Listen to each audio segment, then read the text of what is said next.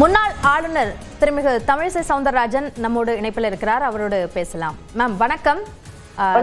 தேசிய ஜனநாயக கூட்டணியை பொறுத்த வரைக்கும் தொகுதி பங்கீட்டை இனிதான் தொடங்க வேண்டியிருக்கு. இப்போ அதற்கு பிறகாக பரப்புரை இதற்கெல்லாம் போதிய அவகாசம் இருக்குன்னு நினைக்கிறீங்களா இந்த தேர்தல் தேதி அறிவிப்புகளை பொறுத்து? முதல்ல நான் இந்த தேர்தலை வரவேற்கிறேன். 5.25 கோடி மக்களுக்கு எனது வாழ்த்துக்களை தெரிவித்துக் கொள்கிறேன். புதுச்சேரி மக்களுக்கு எனது வாழ்த்துக்களை தெரிவித்துக் கொள்கிறேன்.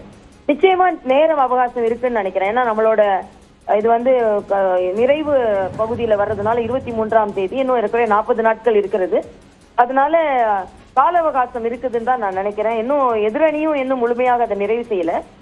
அதனால இப்பதான் அண்ணன் எடப்பாடியார் அவர்கள் குழு அமைத்திருக்கிறார்கள். பாஜகவின் குழு அமைக்கப்படும். நாங்க ஏற்கனவே ஒன்றாகத்தான் இருக்கிறோம். எந்த குழப்பமும் இல்லை. மரியாதைக்குரிய பாரத பிரதமரின் வருகை எங்களை இன்னும் அதிகமா இணைத்து இருக்கிறது. அதனால நாங்க மகிழ்ச்சியாகவே இருக்கிறோம். அதனால இயல்பாகவே கூட்டணி பேச்சுவார்த்தைகள் நடக்கும். தொகுதிகள் பங்கீடு இருக்கும். நாங்க வெற்றிகரமாகவே தேர்தலை அணுகுவோம். வெற்றிகரமாகவே வெற்றி பெறுவோம். நீங்க ஆளுநராக இருந்த புதுச்சேரியில பரப்புரைக்கான அவகாசம் போதுமான அளவு இருக்குன்னு நினைக்கிறீங்களா?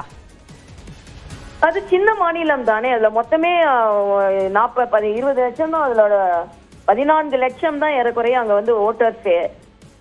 அதனால அது சின்ன மாநிலம் தானே. அதனால ஏற்கனவே அதோட ஆரம்ப வேலைகள் எல்லாம் ஆரம்பமாகிவிட்டது தேர்தல் முறையில. அதனால சரியாதான் இருக்கும்னு நினைக்கிறேன். சின்ன மாநிலம் தானே. 30 சட்டமன்ற தொகுதிகள் தான்.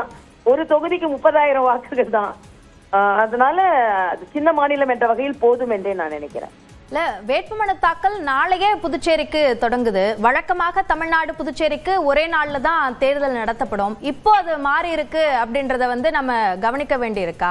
அதுல சாதக பாதகம் என்ன இருக்கும்னு நினைக்கிறீங்க? இல்ல, எங்களை பொறுத்த மட்டும் புதுச்சேரியில ஏன்னா இது ஆரம்பமாகி அதுல சீக்கிரம் முடிக்கிறது ஒரு விதத்துல நல்லதுதான் புதுச்சேரியை பொறுத்த மட்டும். என்னோட புதுச்சேரி 4 பகுதியா இருக்கு. ஒண்ணு புதுச்சேரி, காரைக்கால், மாகே, ஏனம். அப்படி இருக்கும் பொழுது அது கொஞ்சம் விரைவா ஆரம்பிச்சு விரைவா முடிக்கிறது நல்லதுதான். ஏன்னா மற்ற இடங்கள்ல எலெக்ஷன் கமிஷன் கான்சென்ட்ரேட் பண்றதுக்கு வசதியா இருக்கும்ன்றது நான் நினைக்கிறேன்.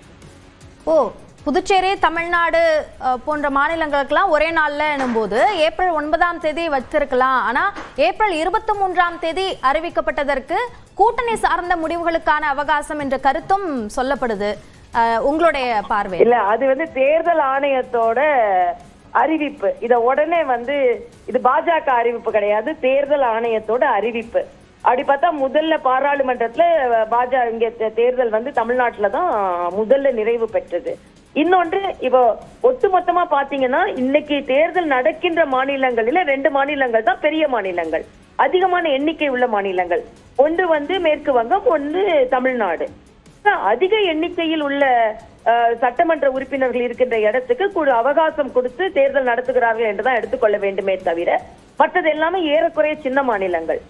அப்படி எடுத்துக்கொள்ள வேண்டுமே நான் நினைக்கிறேன். ஏன்னா இது தேர்தல் ஆணையத்தோட முடிவு, இது பாஜகவின் முடிவு அல்ல என்பதையும் நான் இங்கே தெளிவுபடுத்துகிறேன். நன்றி திருமிகு தமிழிசை, இணைப்பில் கருத்துக்களை பகிர்ந்து கொண்டமைக்கு.